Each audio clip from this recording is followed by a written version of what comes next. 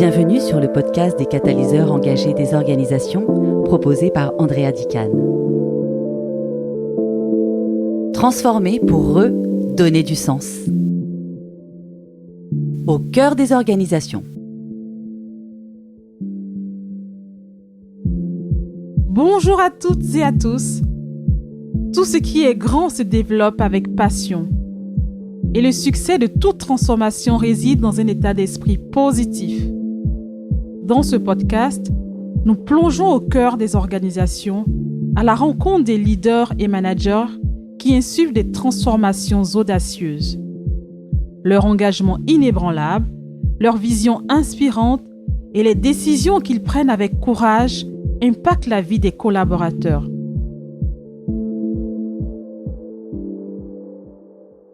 Je m'appelle Andrea Di-Cane, je suis consultante en transformation des organisations et j'accompagne mes clients sur les projets qui touchent à l'organisation et à l'efficacité opérationnelle.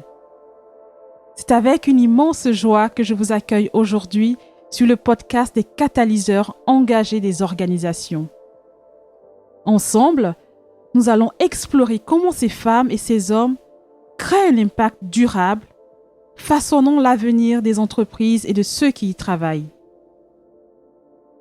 Si vous aimez le podcast et que vous souhaitez me soutenir dans ma démarche, je vous invite à vous abonner dès maintenant et à le partager avec votre communauté sur les réseaux sociaux.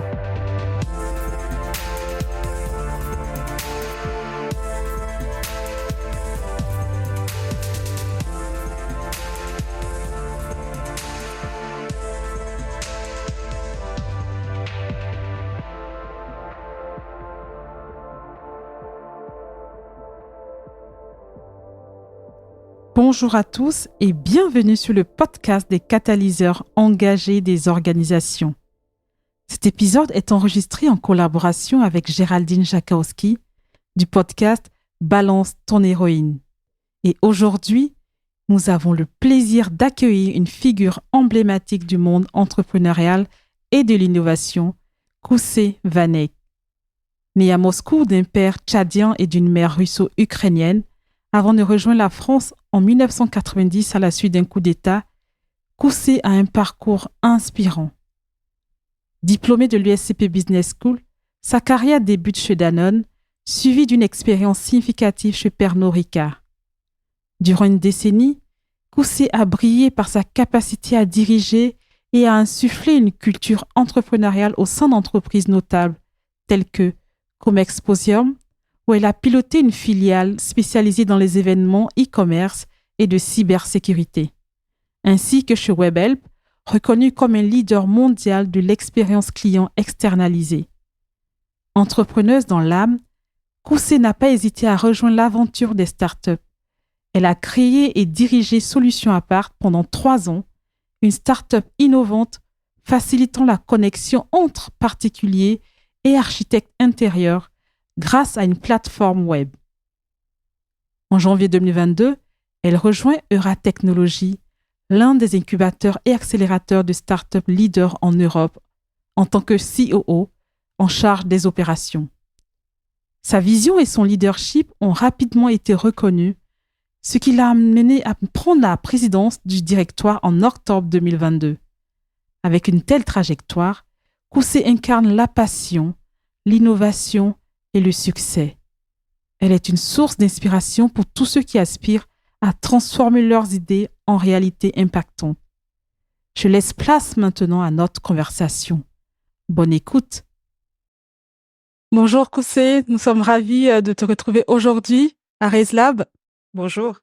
Bonjour Koussé, bienvenue à Paris et bienvenue à RaiseLab sur cet espace de coworking que vous connaissez bien, les coworking, mais qui comprend un studio d'enregistrement. Donc bienvenue chez nous.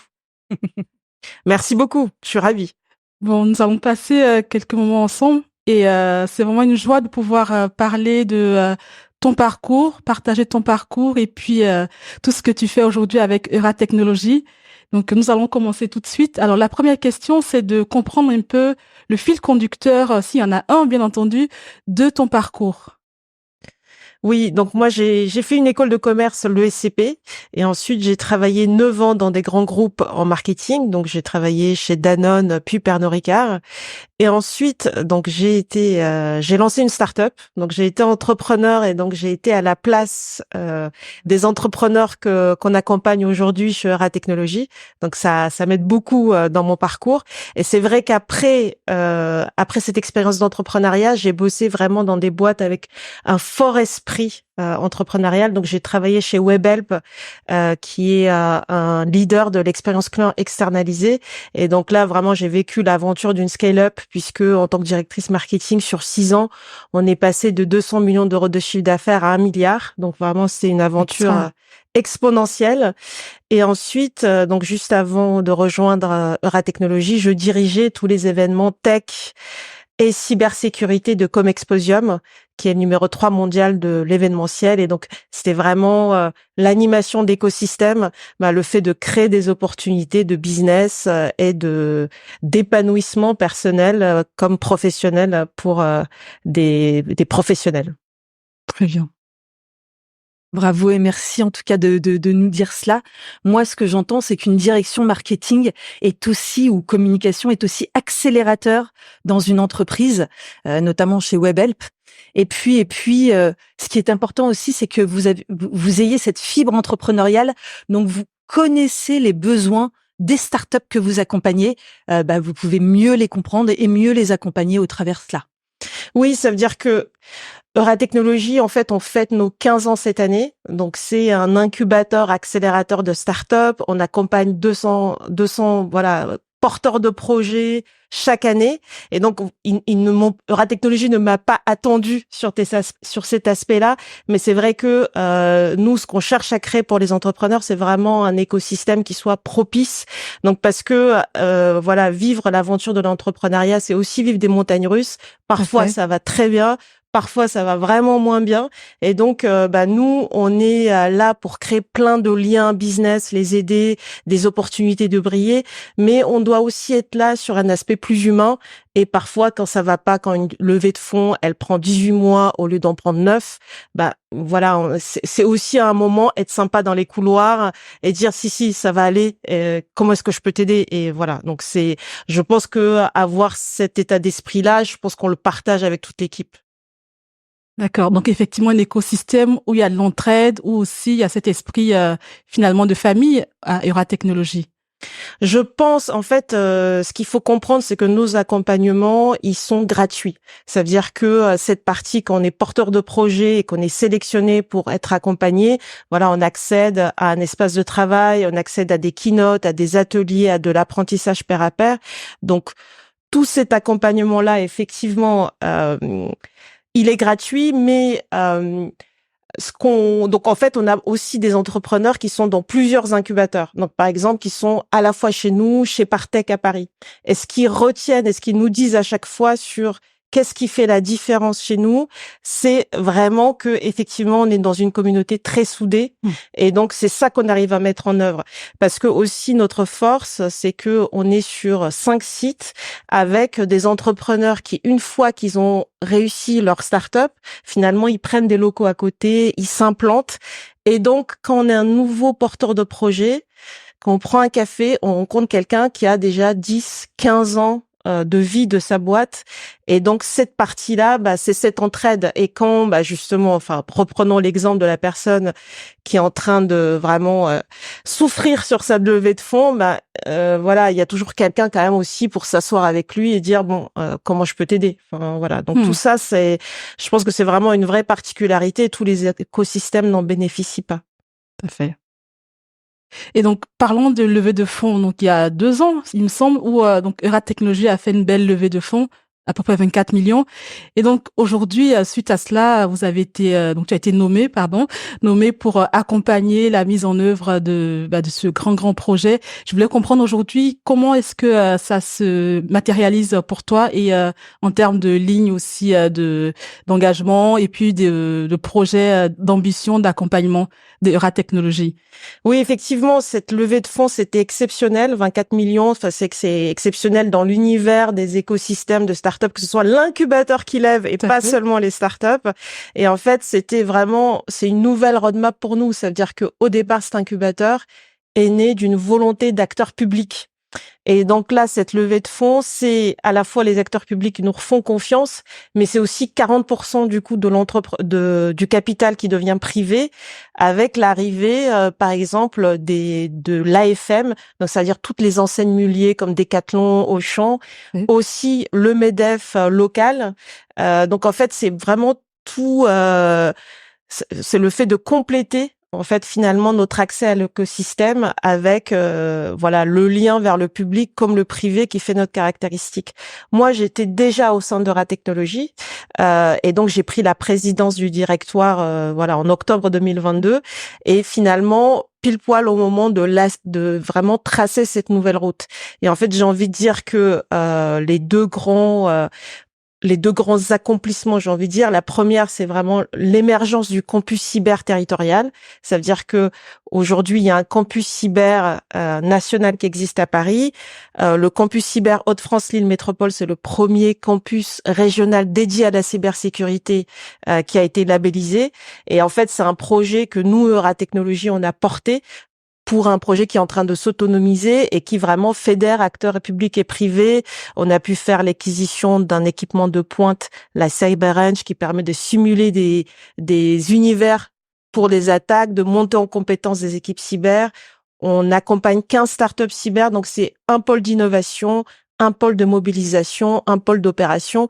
Et donc, on est très fiers que cette augmentation de capital, elle ait permis de créer un projet aussi ambitieux. Et puis ensuite, sur notre accompagnement, sur notre cœur de métier qui est l'accompagnement de start-up, ça nous a permis d'étoffer notre équipe. Donc aujourd'hui, nous sommes 60 vraiment dans cette équipe, au cœur d'un grand écosystème. Mais déjà, ça nous a permis d'avoir une équipe plus solide et de venir se renforcer sur en particulier l'accompagnement à la levée de fonds et l'international, c'est-à-dire être capable à la fois de toujours plus attirer des startups internationales vers Eura Technologies, et donc on en a un tiers de celles qu'on accompagne sont aujourd'hui internationales, et puis aussi permettre à nos startups de plus facilement exporter, aller à l'international. Très bien. Et est-ce qu'on peut dire aujourd'hui que la feuille de route est en bonne marche, parce que il y a le classement qui est sorti où Eura Technologies est l'une des plus belles, des plus beaux incubateurs d'Europe. Donc, je sais pas si tu peux nous en dire un petit mot au niveau de votre satisfaction. Oui, effectivement, le Financial Times a fait un classement la semaine dernière qui nous classe premier hub de start-up en France et 30e en Europe. Génial. Donc c'était une très grande fierté pour les équipes et puis finalement aussi une très grande fierté pour les différents acteurs qui ont fait les 15 ans de cet incubateur. Donc effectivement, c'est une belle récompense. Et puis après, il faut se rendre compte que nous, on est surtout fiers du succès de nos startups. Ça veut dire que quand elles arrivent à faire, à s'étendre, par exemple là, dans les Échos ce matin, on parlait de Nishta, qui est une solution d'anonymisation des données. Nishta, on est sûr que ça va être, si ce n'est une licorne, un immense succès. Et voilà, c'est ce type de choses qui nourrissent l'équipe au quotidien. Et c'est vraiment notre but. Ça veut dire, c'est faire émerger des champions tech européens avec un impact positif en termes d'emploi, en termes de durabilité. Donc c'est vraiment ce qui nous motive. En tout cas, bravo à vous et à vos équipes, à toutes vos équipes. Là, c'est vraiment, je veux dire, quand on a vu ça avec Andrea, on était très fiers aussi de vous recevoir aujourd'hui. Alors vous, comment vous vous êtes fait votre place? Comment vous avez intégré votre place de leader en matière aussi de leadership au sein de cette équipe? Comment ça s'est passé? Alors, je pense que la légitimité, elle doit se gagner chaque jour. Donc effectivement, je pense qu'il y a, j'avais plusieurs sujets qui étaient la confiance des actionnaires, qui était la confiance de l'équipe et puis la confiance des entrepreneurs. Donc il y a vraiment ces trois dimensions-là qu'il fallait travailler. Et je pense que un de mes points de vigilance a été vraiment la communication. Ça veut dire que les résultats, ils arrivent quand même plus tard. Donc ça veut dire qu'il faut qu'on vous laisse le temps des résultats. Travailler. Et donc aujourd'hui, voilà, les résultats, je les ai parce que on a fini un exercice, j'ai amélioré la marge de 50%, le chiffre d'affaires, il a cru de 13%. Donc, les résultats, et ça, mais un an plus tard, le classement, c'est maintenant, mais c'est aussi la récompense de 15 années d'efforts. Mais en attendant d'avoir les résultats, la construction de l'équipe, on a eu plein d'étapes. C'est-à-dire que on a travaillé en groupe, notre vision, travaillé en collectif, les étapes, beaucoup de communication, que ce soit en interne avec les actionnaires, avec les entrepreneurs, et puis aussi finalement beaucoup de temps de proximité, parce que ce lien, la confiance, elle met du temps à se construire, et à un moment, ça passe aussi par de la présence, et que les gens comprennent la sincérité. Ça veut dire que je pense qu'en particulier dans le cas de la technologie, je vous ai parlé de ce côté très enveloppant et très écosystémique. Et donc, je pense que il a fallu qu'ils comprennent ma sincérité pour ce poste et pour là où je voulais emmener le projet. C'est important ça. Mais il y a eu plusieurs mots-clés qui ont été dits, sincérité, aussi investissement en termes de temps, de présence auprès des équipes, auprès des startups, de disponibilité pour les investisseurs. Waouh, quelle année! Mais une année passionnante, en fait. C'est exactement, c'est absolument passionnant. Mais je me posais la question, donc effectivement, je me souviens, il y avait un mot de Martine Aubry qui disait, suite à donc la nomination, qui disait faire rayonner le fleuron de la technologie. Est-ce que tu peux nous en dire un petit peu comment ça se répercute aussi pour Euratechnologies, le faire rayonner au-delà? En fait, Euratechnologies, effectivement, mériterait d'être plus connue. C'est que les gens sont toujours étonnés de parfois de ne pas connaître un écosystème qui justement a été reconnu comme le principal de France. Donc c'est vrai que c'est étonnant. Et donc il s'agit de contrecarrer l'esprit nordiste de départ qui était vivons heureux, vivons cachés, qui va assez mal avec la tech, parce que justement il faut rayonner, et que quand l'incubateur rayonne, ça fait rayonner ses startups. Et donc, effectivement, on a tout intérêt à faire parler de nous, faire parler de nos startups. C'est vraiment embarqué dans notre écosystème. Très bien. Et j'ai une question aussi, c'est par rapport à votre parcours. Vous êtes né dans quel pays? Vous êtes né où? Et puis vos parents, vous avez grandi dans quel environnement? Donc moi, je suis née à Moscou en Russie, en fait d'une mère russo-ukrainienne. D'accord. Donc voilà, je passais mes vacances en Ukraine, dans le Donbass, et ensuite donc on est parti vivre au Tchad pendant 7 ans avec mon père qui était d'origine tchadienne. En fait, ils s'étaient rencontrés à Moscou pendant qu'ils faisaient leurs études.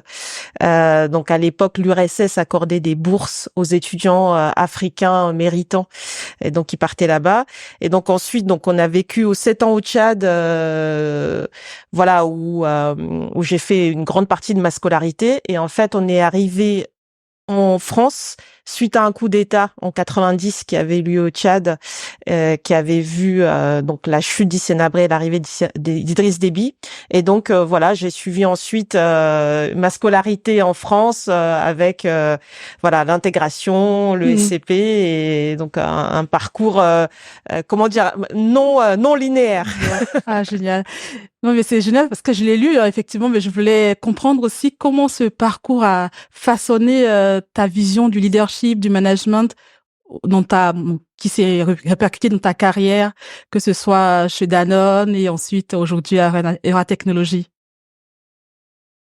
Alors, je suis pas sûre que ça soit ce parcours-là qui ait façonné ma vision du management. Je pense que c'est plus le fait d'avoir tenté l'aventure entrepreneuriale, parce qu'au final, donc quand j'ai pris mes postes dans des entreprises traditionnelles comme Danone et Pernod Ricard, c'est que j'ai toujours cherché à être sur des sujets plutôt innovants, mais c'est aussi parce que c'est là où on laisse une place quand on est quand on rentre pas 100% dans tous les cases et quand il faut trouver une place, et donc c'est là où aujourd'hui c'est ce qui est le plus couru, l'innovation, mais c'était moins le cas quand j'ai commencé quand j'ai commencé à travailler.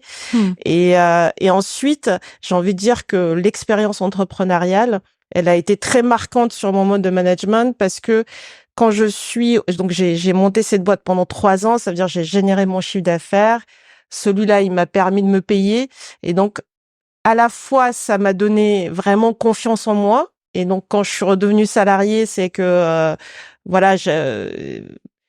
a fait ses preuves pour soi-même. Donc, on peut plus dévier ou se faire trop remettre en question, parce qu'il y a ce côté achievement qu'on peut plus vous enlever. Et puis, en même temps, j'avais compris aussi à quel point c'était confortable d'être salarié. Et donc, au final, quand je suis redevenue salariée, j'étais plus quelqu'un qui râlait. J'ai vraiment travaillé comme si c'était ma boîte à chaque fois. Et donc, au final, c'est là où j'ai été le plus promue, et ma carrière a pu décoller, parce que finalement, je me suis dit que c'était plus intéressant, plus motivant d'en faire plus que moins. Et donc aujourd'hui, c'est ça qui influe sur mon style de management. Ça veut dire que ce que j'essaye de faire pour mon équipe, c'est fixer un cadre, mais derrière, laisser aux gens la possibilité vraiment d'entreprendre dans leur travail et d'être super en responsabilité, et d'en prendre les crédits comme les risques. Ça n'existe pas d'entreprendre sans risque. Donc être au devant de la scène, porter ses projets, et d'avoir le plus d'autonomie possible une fois qu'on a fixé un cadre qui correspond au cadre global fixé avec les actionnaires, bien évidemment. Mais donc j'ai envie de dire, c'est plutôt ça qui a fixé le cadre pour moi. C'est cette expérience entrepreneuriale, je pense, c'était déterminante. Ah, génial. Et donc, d'être dans cette dynamique, cette logique de développer l'état d'esprit entrepreneurial à la fois pour les équipes. Non, mais très bien. C'est très intéressant ce que vous dites, parce que c'est une vraie leçon. Alors, je trouve ça précurseur de laisser aussi ces salariés qui ont eu une expérience entrepreneuriale. Et donc, c'est aussi la preuve que quand on a eu une expérience entrepreneuriale, quand on a été indépendant, on peut se réintégrer une entreprise, un projet d'entreprise, une équipe, un collaboratif, et co-créer ensemble. Donc ça, c'est une belle leçon, parce qu'on entend beaucoup d'entreprises françaises qui ont peur de ces indépendants, de ces entrepreneurs, qui ont peur de les réintégrer en entreprise. Donc pour moi, ça, c'est vraiment un beau message. Et ce qui est précurseur, c'est que vous, en fait, puisque vous l'avez vécu, vous allez leur donner le champ des possibles en matière de créativité ou d'innovation. Vous allez leur laisser une place, c'est-à-dire qu'il y a le cadre du travail, il y a leur mission, la feuille de mission, mais s'ils ont envie d'être force d'initiative et de créer, vous leur laissez cette place. Ça, c'est important dans notre société. Oui, et effectivement, à l'époque, quand j'avais décidé d'arrêter mon entreprise, de la revendre, et moi de redevenir salarié, j'avais eu beaucoup de mal à retrouver effectivement un poste. Et ceux qui m'avaient fait confiance, c'était à l'époque Frédéric Jousset, donc de Webhelp, qui lui, au contraire, cherchait plutôt. Il avait constitué une équipe avec essentiellement d'anciens entrepreneurs. Et c'est vrai que moi je suis pour la considération de la fluidité. Moi, j'ai travaillé dans plein de boîtes de tailles différentes. J'ai été entrepreneur salarié. En fait, une vie professionnelle, c'est quand même assez long. Je pense qu'on peut s'essayer dans différents univers. Et je trouve que c'est tout aussi louable de rester dans un même univers, parce que tout change autour de soi, et ça reste une performance de ne pas bouger d'entreprise. Mais c'est aussi très intéressant de venir dans une entreprise avec un vécu de plein d'étapes différentes.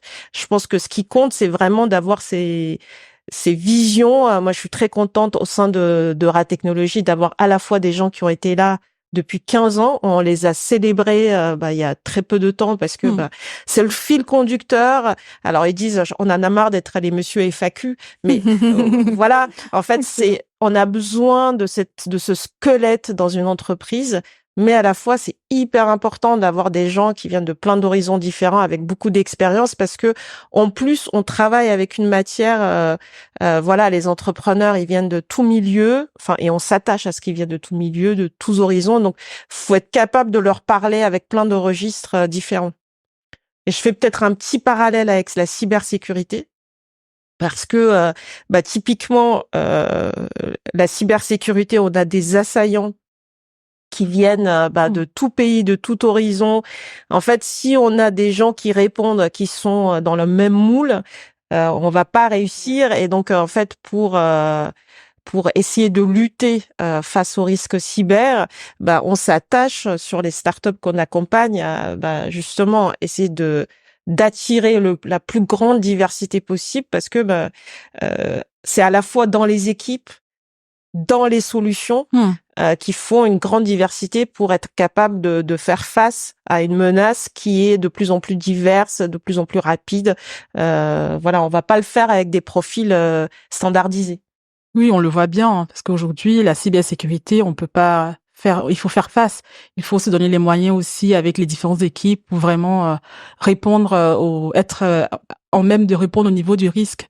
Tout à fait. Moi, je voulais qu'on revienne un petit peu sur cette expérience de 3 ans de cette entreprise. Je voulais comprendre un peu comment ça s'est passé, les clients que vous aviez et l'activité, comment ça s'est passé exactement. Alors moi, j'avais lancé donc Solutions Apart, qui était une plateforme d'intermédiation entre particuliers et architectes d'intérieur. En fait, avec ma vision marketing, ce que j'avais vraiment réussi à faire. Alors, il faut se projeter, hein, c'était en 2008. Donc, ce que j'avais vraiment réussi à faire, c'était un très beau référencement par les images. Et c'était, j'étais la première boîte à avoir réussi vraiment dans cet univers, ce référencement par les images qui avait créé une machine à lead. Et ce qui m'avait permis ensuite de travailler en marketing B2B sur vraiment de la génération de prospects et de funnels. Et ce qui était intéressant pour moi dans cette entreprise, c'est, moi qui étais une professionnelle du marketing, d'étendre mon champ de compétences, de partir sur vraiment toutes les fonctions, d'aller faire rayonner la boîte, conquérir les clients et voilà. Et donc à l'époque, j'avais été accompagnée par une structure. Alors c'était pas aussi je pense que c'était pas autant le NEC le plus ultra que ce qu'on fait aujourd'hui sur la technologie, mais c'était déjà très aidant. Et je crois pas qu'on puisse vraiment, quand on crée une boîte, on peut faire énormément d'erreurs. Ce à quoi sert un incubateur, une structure d'accompagnement, c'est aussi faire gagner du temps, mettre sur les bons tracks, bénéficier de conseils d'experts, et ça permet d'aller plus vite. Pour vous dire, moi, si ça avait été à refaire, je n'aurais pas pris le même business model que celui que j'aurais choisi. Ça veut dire que typiquement, je pense que quelques conseils d'experts m'auraient aidé à mieux ajuster. En tout cas, j'aurais pas pris ce business model-là. Donc après, on n'a jamais vraiment de regrets, mais je vois bien à quoi servent les structures d'accompagnement comme la nôtre. Alors, vous êtes à Lille, hein, c'est Euratechnologies Lille. Est-ce que très facilement vous recevez des membres de notre gouvernement, des ministres délégués, des détachés du gouvernement qui viennent vous voir jusqu'à Lille parce qu'on est à 1 heure de Paris en TGV et aussi en termes de mentorat de vos startups, est-ce qu'il y a des grands mentors parisiens qui viennent naturellement et très facilement chez Euratechnologies pour mentorer vos startups? Alors oui, absolument. En fait, ce qu'il faut comprendre, c'est que au-delà de nos ministres, on a aussi beaucoup de startups internationales qui viennent. Ça veut dire que finalement, vu de France, c'est à Lille. Vu de l'international, c'est la France tout court. Oui. Voilà. Et en fait, pour vous donner un exemple, on a lancé une offre de Start Selling in France, c'est-à-dire vraiment une offre pour les startups à l'international qui ont déjà réussi sur leur marché et qui maintenant, et parce que c'est intrinsèque dans une startup, veulent se développer à l'international et envisagent le marché français. typiquement, le marché français, enfin, il y a une réputation à l'international, c'est compliqué, comment il faut faire, etc. Et nous, on a développé un programme hybride de 2 mois où finalement, on adapte leur pitch au marché français, on leur prépare des rendez-vous, donc B2B, pour valider si leur produit a bien un intérêt sur le marché français. Et donc là, notre dernière promo, donc on avait 3 startups indiennes. Okay. Une start-up portugaise, une start-up polonaise. Donc, ce que je veux dire, c'est que, vu de l'international, on est surtout une porte d'entrée pour le marché français. Et donc, je pense que c'est notre force. Après, c'est qu'on est une belle étape pour beaucoup de délégations internationales quand elles visitent la France. Donc là, il y aura Vivatech bientôt. Généralement, l'année dernière, on avait une délégation indienne, beaucoup de relations avec l'Inde, délégation du Maryland.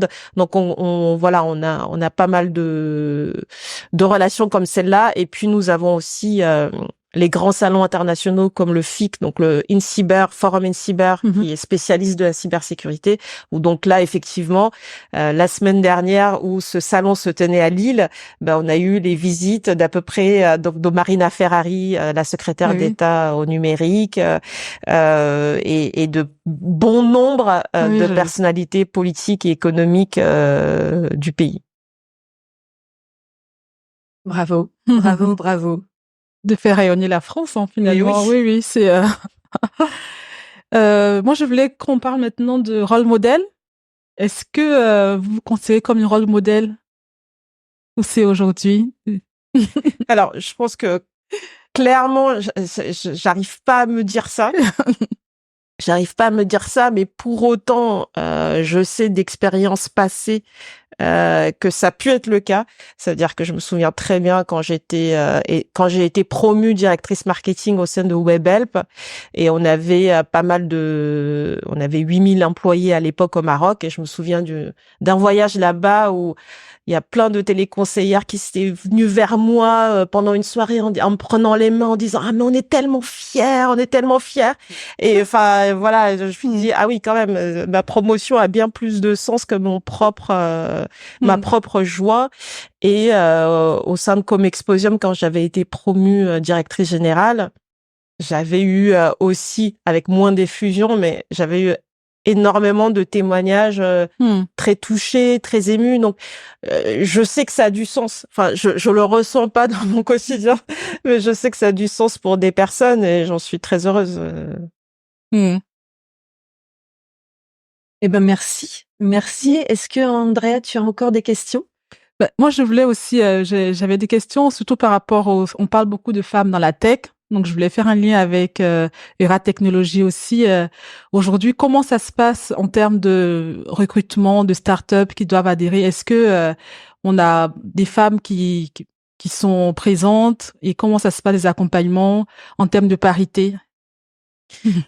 Ça se passe pas très bien, la parité dans la tech. Ça, je vais pas vous l'apprendre. On le sait, au niveau mondial, il y a que 2% des fonds qui sont levés par des femmes. Donc c'est juste, le chiffre est tellement spectaculaire que j'ai toujours du mal à y croire. Globalement, nous, donc les startups, les femmes fondatrices ou cofondatrices, c'est entre 15 et 35% selon les promotions. Après, voilà, sur la dernière promotion de start-up qu'on a accueillie, on en accueille 2 chaque année.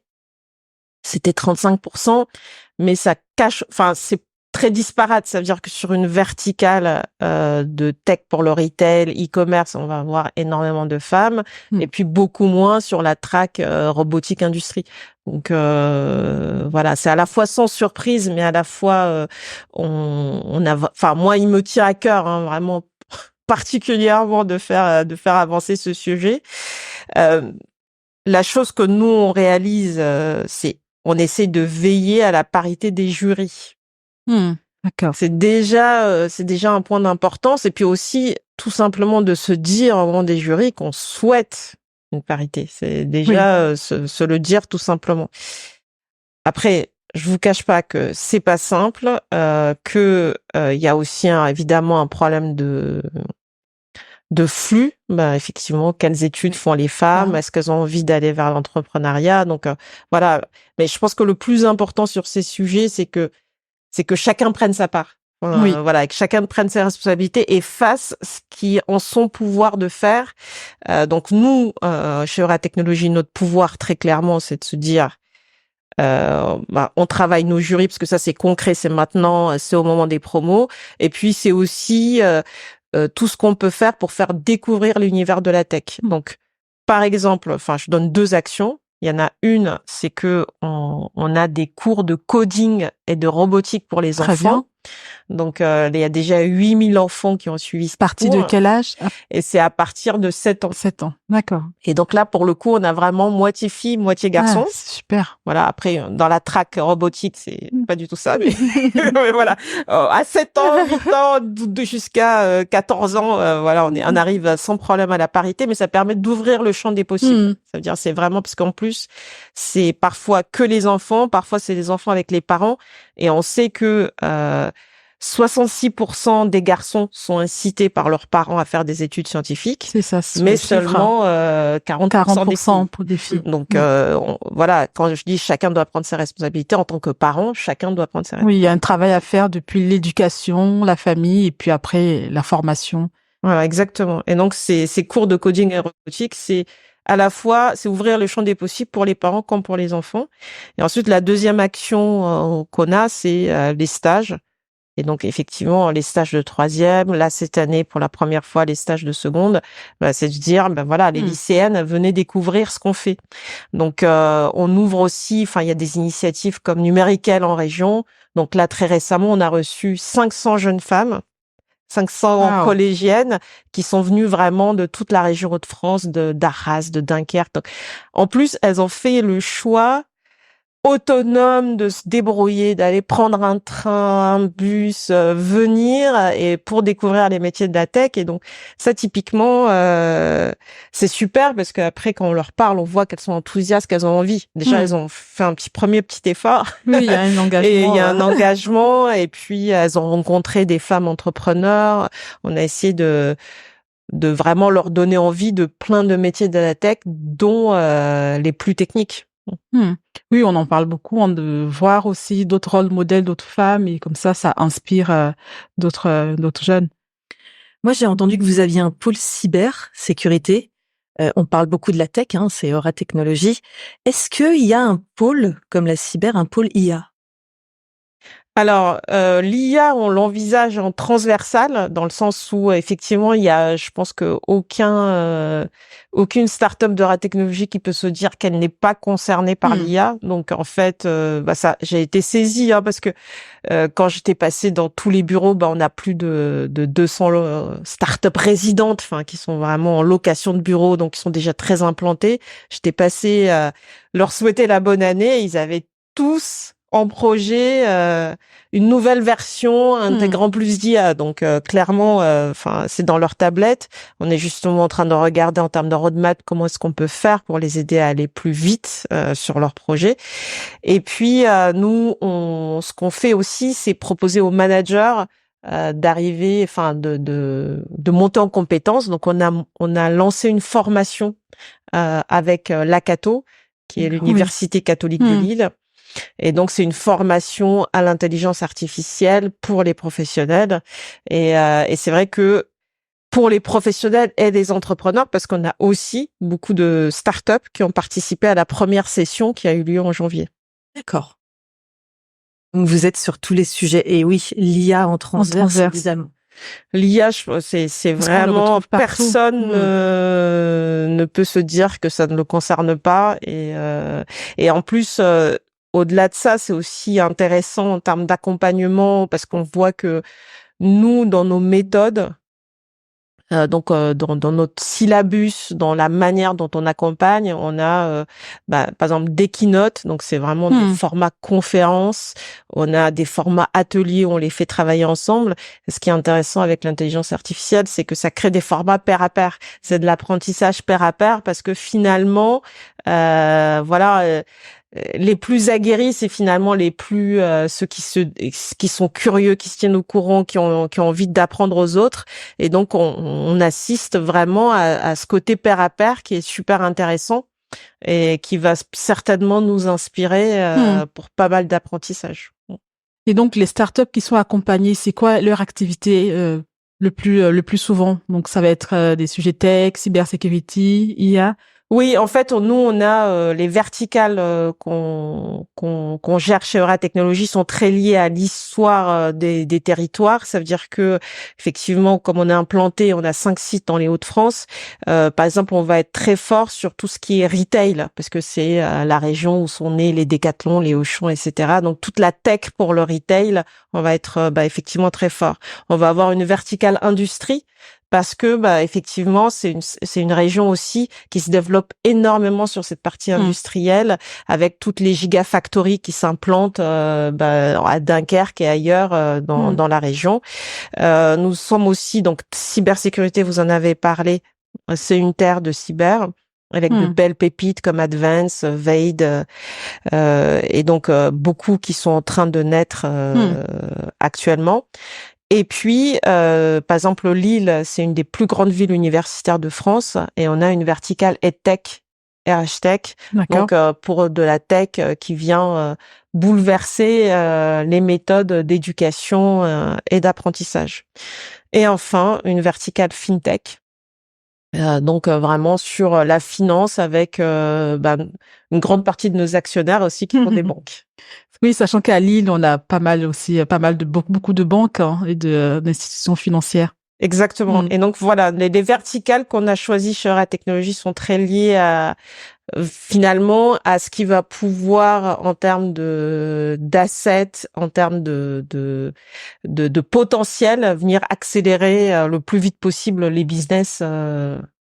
Voilà. Et donc, aujourd'hui, quand on est une start-up qui veut proposer de la tech pour le retail, même si on est à Montpellier, il y en a qui viennent s'implanter chez nous parce que on crée des ponts plus facilement pour leur démarrage business. En fait, nous, on est ouvert à tout porteur de projet, qu'il soit international, qu'il soit français. En fait, la seule condition pour bénéficier de cet accompagnement gratuit, c'est avoir envie d'implanter son entreprise dans les Hauts-de-France. D'accord. Une condition intéressante. Comme ça aussi, ça apporte aussi à tout ce qui est métier ou opportunités dans la région. Exactement. Et on bénéficie en venant s'implanter dans ce territoire. En fait, il y a aussi énormément d'avantages parce que on bénéficie d'une qualité-prix des recrutements très intéressant. Oui. Ce qui n'est pas Absolument. neutre dans un monde tech où il faut des développeurs, donc c'est une ville, c'est une région, donc je vous disais une ville universitaire, donc beaucoup de talents et ça compte pour avancer vite parce qu'on sait que c'est plus de 70% des entreprises du numérique qui disent avoir du mal avec leur recrutement. Donc c'est le sujet des RH n'est pas neutre. Très bien. Quel message, je dirais, peut-être pour conclure, mais quel message pour des jeunes qui veulent entreprendre ou pour des jeunes qui mènent une carrière en entreprise, parce que quand on voit ce parcours, ce beau parcours, je trouve ça absolument génial. Et quel message pour des jeunes qui se lancent, tout simplement? Oui, je pense que se lancer, c'est se lancer accompagné. Ça veut dire que il faut c'est une belle chance d'être dans un pays avec de belles structures et nous ne sommes pas les seuls pour les aider à accélérer. Je pense qu'au niveau personnel, et je l'ai vécu, c'est une aventure incroyable où on apprend beaucoup, on se développe énormément. Il faut bien sûr mesurer son risque, mais c'est l'envie d'entreprendre vient avec. Et puis, rien n'est définitif. Ça veut dire, moi, je suis la preuve vivante qu'on peut entreprendre, redevenir salarié, et puis qui sais-je ce que je ferai plus tard. Donc voilà, il faut envisager les choses, je pense, dans une vraie fluidité. et rester généreux dans son parcours. Ça veut dire que ça sera peut-être un moment où les gens vont plutôt vous aider, puis ensuite vous en aiderez d'autres. Donc il y a une vraie fluidité, une vraie générosité à avoir dans ce parcours-là. Très bien. Et merci beaucoup. Merci en tout cas de nous avoir accordé cette interview. C'était vraiment très, très riche. Merci 1000 fois, Koussé. Merci beaucoup. Et j'en profite pour dire merci aussi à Juliette qui nous écoute et qui s'est organisée pour qu'on trouve une date pour échanger. Merci beaucoup. Merci Juliette. Merci Koussé et à bientôt chez Euratechnologies. Oui, j'espère bien vous recevoir chez Euratechnologies.